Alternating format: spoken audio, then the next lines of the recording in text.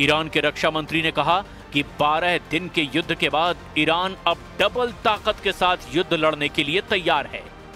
अजीज नासिरजादेह के मुताबिक ईरान की मिसाइल पावर 2 गुना बढ़ा दी गई है। ईरान को लेकर बड़ी खबर इजराइल के मीडिया में भी छप रही है। खबर यह है कि ईरान ने अब दूसरे देशों में हथियार की फैक्ट्री बनानी शुरू कर दी है। हालांकि किस देश में, इसका जिक्र नहीं किया गया।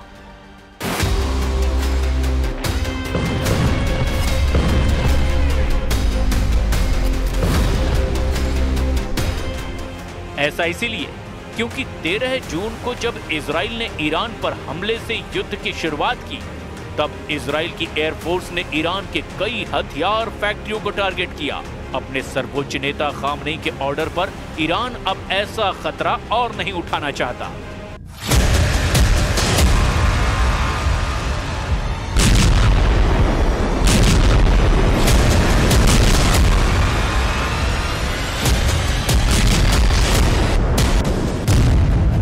सवाल ये उठ रहा है कि अगस्त के आखिर या फिर सितंबर की शुरुआत में ईरान इजराइल की टक्कर फिर शुरू हो सकती है।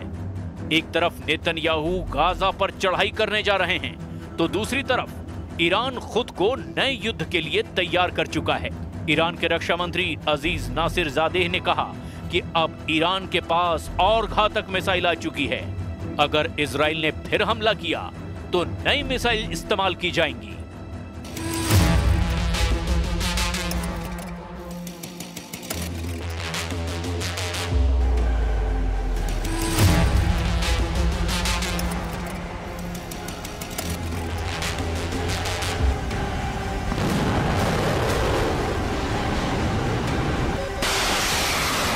ईरान की असली ताकत उसकी मिसाइल है और इजराइल पर हुए हमलों की कामयाबी को देखते हुए ईरान का फोकस अब मिसाइल उत्पादन पर है। लेकिन साथ में ईरान ने अपने एयर डिफेंस को मजबूत बनाना भी शुरू कर दिया है, क्योंकि जून में हुई जंग के शुरुआती दौर में इजराइल की एयरफोर्स ने अपनी ताकत दिखाई थी और ईरान के ज्यादातर एयर डिफेंस वाले अड्डों को तबाह कर दिया था। इसीलिए ईरान ने अब नए युद्ध की तैयारी के तौर पर अपनी ड्रोन और मिसाइल फैक्ट्री, अपने परमाणु अड्डों और अपने रडार अड्डों को बचाने का काम शुरू कर दिया है। इसके लिए इन सभी ठिकानों को बेहतर डिफेंस सिस्टम से लैस किया जा रहा है, ताकि इजराइल अगली बार हमला करे तो ऐसे ठिकानों को बचा लिया जाए।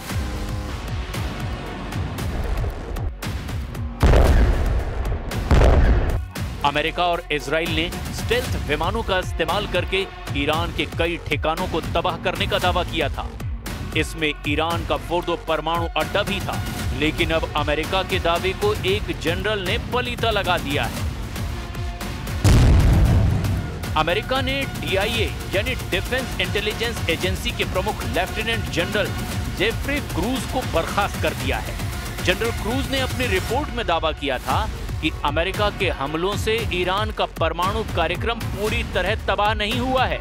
जनरल क्रूज के अलावा navy reserve chief vice admiral Nancy Lacore ने नेवी सील के प्रमुख रियर एडमिरल मिल्टन सेकंड्स को भी पद से हटा दिया है। ये खबर इस वक्त अमेरिका के हर बड़े अखबार और मीडिया में हेडलाइन बन चुकी है। ट्रंप प्रशासन ने जिस तरह इन अफसरों को पद से हटाया, उसकी खूब आलोचना हो रही है, क्योंकि इन्होंने वैसे रिपोर्ट नहीं दी जैसी कि ट्रंप ने ईरान के परमाणु अड्डों पर बमबारी करने को लेकर दावा किया था।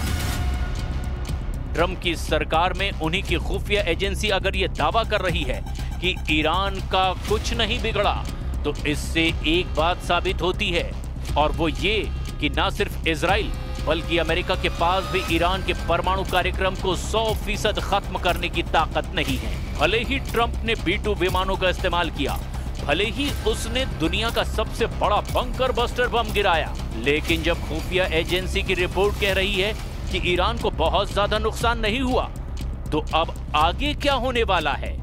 इजराइल पर ईरान के मिसाइल अटैक को रोकने में अमेरिका पहले ही अपने हाथ जला चुका है।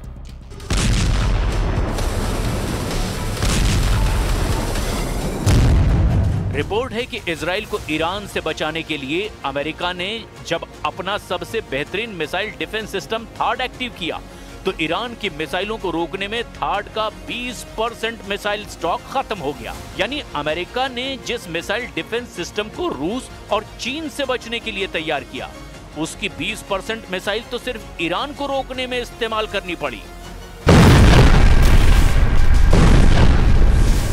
नेतन्याहू की दरख्वास्त पर डोनाल्ड ट्रंप ने एक नहीं बल्कि दो third missile defence system Israel में तैनात किए और इनका इस्तेमाल उन 12 दिनों में जमकर हुआ जब ईरान और इजराइल के युद्ध को दुनिया ने तीसरे विश्व युद्ध की शुरुआत के तौर पर महसूस किया। थार्ड यानी terminal high altitude area defence, ये मिसाइल इंटरसेप्टर यानी मिसाइल रोकने वाला डिफेंस सिस्टम अमेरिका की कंपनी लॉकहीड मार्टिन ने बनाया है। अमेरिका के रक्षा मंत्रालय यानी पेंटागन से थार्ड को लेकर कुछ सवाल पूछे गए, जिससे न सिर्फ इजराइल बल्कि अमेरिका के पूरे डिफेंस सिस्टम की पोल खुलती हुई नजर आ रही है, क्योंकि यह खबर अब वर्ल्ड हेडलाइन बनकर के डोनाल्ड ट्रंप और बेंजामिन नेतन्याहू को परेशान कर रही है। हर जगह छप चुका है कि ईरान की आधुनिक बैलिस्टिक मिसाइलों को रोकने में अमेरिका के थार्ड सिस्टम को बड़ा झटका लगा है। सिर्फ 12 दिनों में उसका 20% स्टॉक खत्म हो गया है। अब अमेरिका को अपना स्टॉक भरने में 8 साल का वक्त लग सकता है। थार्ड के इस मिसाइल इंटरसेप्टर की कीमत 106 करोड़ रुपए बताई जाती है। 2024 में अमेरिकी सेना को सिर्फ 11 थार्ड इंटरसेप्टर मिले थे। 2025 के अंत तक अमेरिका को 12 और थार्ड इंटरसेप्टर मिलने की उम्मीद है, जबकि 2026 में अमेरिका थार्ड के लिए 25 से 37 नई मिसाइल बना पाएगा। इसकी लागत बहुत ज्यादा है। थार्ड के एक मिसाइल इंटरसेप्टर की कीमत 106 करोड़ रुपए बताई जाती है। ये खबर अमेरिका से लेकर इजराइल और यूरोप से लेकर ईरान और चीन की मीडिया में हेडलाइन बन चुकी है। जाहिर है इस खबर ने पेंटागन में हड़कंप मचा दिया है। 12 दिन के युद्ध के दौरान ही अमेरिका ने थार्ड की इतनी मिसाइल जाया कर दी, जिसके उत्पादन करने में उसे कई साल लग जाएंगे। इन 12 दिनों में युद्ध में ईरान ने इजराइल के ऊपर करीब 600 मिसाइल दागी थी और उनमें से 50 से 60 मिसाइलें इजराइल में गिरने में कामयाब भी रही। ईरान ने बार बार दावा किया कि उसके हमलों को रोकने में इजराइल पूरी तरह फेल साबित हुआ है, और वो इसीलिए भी क्योंकि तेल अवीव और हाइफा से आई तस्वीरों ने बताया कि ईरान ने जहां टारगेट सेट किया वहां पर उसकी मिसाइल गिरी। एक साथ इतने मिसाइलों का सामना करके दुनिया का कोई भी एयर डिफेंस सिस्टम या मिसाइल डिफेंस सिस्टम क्यों ना हो, वो घुटने के बल बैठने पर मजबूर हो जाएगा। और इजराइल में यही हुआ। ईरान ने 12 दिनों के युद्ध के दौरान बार बार बताया कि उसकी मिसाइल पावर को हल्के में ना लिया जाए। थार्ड को लेकर अमेरिका में जो रिपोर्ट आई, उस रिपोर्ट में बताया गया कि युद्ध से पहले अमेरिका के पास थार्ड की 650 मिसाइलों का स्टॉक था, लेकिन इजराइल और ईरान की जंग के दौरान उसको 150 से ज्यादा मिसाइलें फायर करनी पड़ी। रिपोर्ट में यह भी बताया गया कि ईरान ने जब कतर में अमेरिका के मिलिट्री अड्डे पर मिसाइल दागी, तब अमेरिका को अपनी 30 पैट्रियट मिसाइलों को लॉन्च करना पड़ा ताकि वो ईरान के हमलों को नाकाम कर दे, लेकिन उसमें भी वो पूरी तरह कामयाब नहीं हो पाया।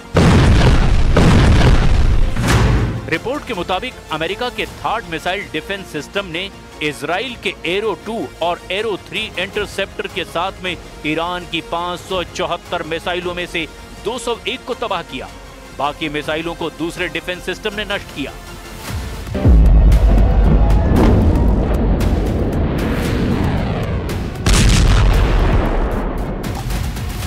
ईरान की मिसाइल पूरी तरह फेल नहीं हुई, इसकी गवाही तो तेल अवीव और हाइफा में हुई तबाही भी दे रहे हैं। इसीलिए ये कहा जा रहा है कि थार्ड या एरो पूरी तरह कामयाब रहे, ये सरासर गलत है, क्योंकि तेल अवीव के बीचों बीच ईरान की मिसाइल गिरी है, जबकि ईरान का दावा है कि उसने इजराइल के सीक्रेट अड्डे नेवातीम एयरबेस को भी टारगेट बनाया।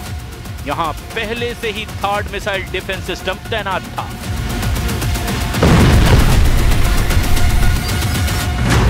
थार्ड 200 किलोमीटर की दूरी तक दुश्मन के किसी भी मिसाइल को मार सकता है। ये 150 किलोमीटर की ऊंचाई तक किसी भी मिसाइल को इंटरसेप्ट कर सकता है। अमेरिका के पास थार्ड की 7 बैटरियां हैं। एक बैटरी में 6 ट्रक माउंटेड लॉन्चर होते हैं। दुश्मन की मिसाइल को रोकने के लिए ये थार्ड सिस्टम के एक लॉन्चर से एक बार में 8 मिसाइल दागी जा सकती है, यानी पूरी बैटरी में कुल 48 इंटरसेप्टर मिसाइल होती हैं। इसे ऑपरेट करने के लिए 95 सैनिकों की जरूरत होती है।